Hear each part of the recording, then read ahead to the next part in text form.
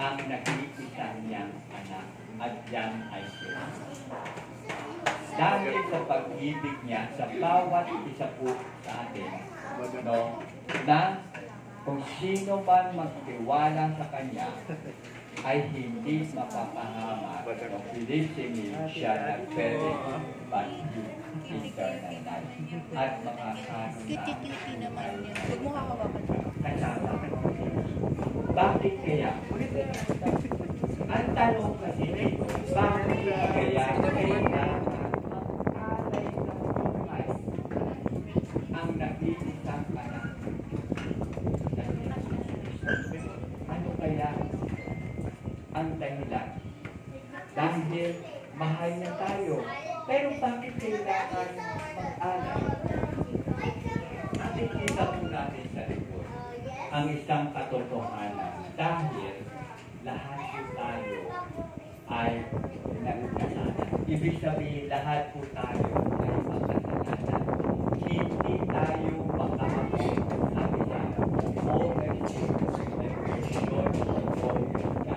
hindi tayo makaabot sa Diyos.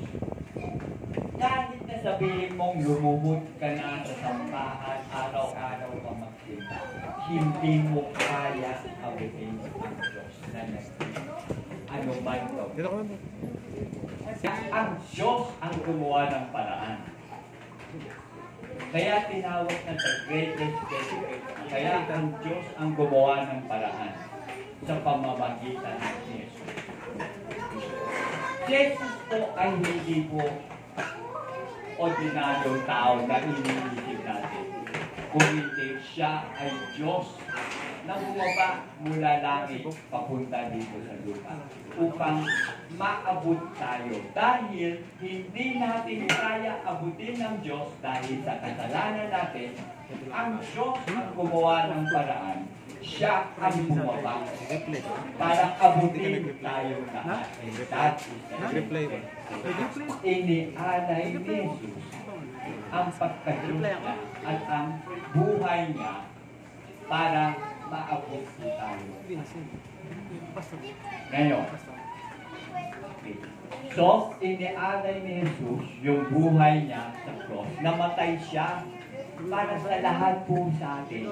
Sa kasalanan po natin. Ano pa to?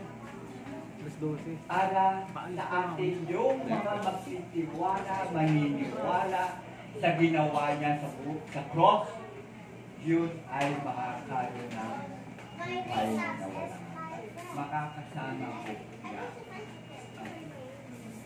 Dahil wala tayong magawa, ang Diyos ang gumawa ng paraan. Ang tanong, magtitiwala ba ako? Maniniwala ba ako sa mga salita ng Diyos? O pababayaan ko lang siya? Yun yung katanungan. Nais ko bang paniwalaan yung ginawa, sinasabi ng Bible na bumaba ang Diyos sa katauhan po ni Jesus, namatay siya sa cross at binayaran niya yung mga kasalanan ko at sa ikatlong on the third day nabuhay ko siya. And that is the gospel. Yan po yung mabuting balita na nais ipahayag hindi ako kung hindi ng salita ng Diyos sa ating lahat. Ako po ay pinapaliwanag ko na mensahe po ng Diyos, hindi mo ito mensahe. Mensahe ng Diyos, nais siyang bumalik po kayo sa Kanya. Minsan kayo naligaw. Nais siyang bumalik po kayo sa Kanya. Tanggapin siya bilang Panginoon. So, sa lahat po na nandito, nais ko rin, nais ng Diyos, itanong po sa inyo, nais nyo pa siya tanggapin bilang Panginoon, Grabe, surprise talaga. nais nyo pa tanggapin siya bilang Panginoon at Siyempre gusto ni Joris. at makasama po siya Kaya dalawa ka lang. sa kalaitan. Lalaki yung bugod kung nais yung tanggapin si Jesus bilang Panginoon nyo at tagapagligtas, pwede ba kung pakitaas yung kamay? Maraming salamat, purihin ng Diyos sa atin. Ngayon may hawak po kayong program, di ba? Tayo po kayong lahat. Yung mga tumaas po ng kamay.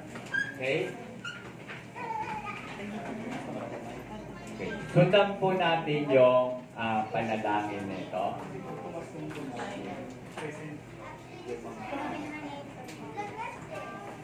Isang tulo po.